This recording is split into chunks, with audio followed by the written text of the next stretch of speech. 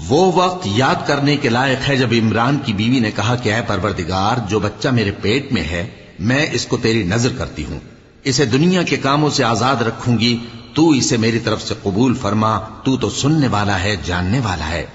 پھر جب ان کے ہاں بچہ پیدا ہوا تو کہنے لگی کہ پروردگار، میرے تو لڑکی ہوئی ہے، جبکہ اللہ خوب جانتا تھا جو ان کے ہاں ولادت ہوئی تھی، اور نہ ہوتا لڑکا مانند اس لڑکی کے۔ اور کہنے لگی میں نے اس کا نام مریم رکھا ہے، اور میں اس کو اور اس کی اولاد کو شیطان مردود سے تیری پناہ میں دیتی ہوں۔ تو اس کے پروردگار نے اس کو پسندیدگی کے ساتھ قبول فرمایا اور اسے اچھی طرح پرورش کیا، اور زکریا کو اس کا کفیل بنایا۔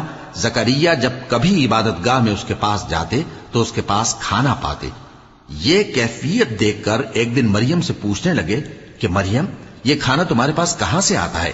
وہ بولی کہ اللہ کے ہاں سے آتا ہے، بے شک اللہ جسے چاہتا ہے بے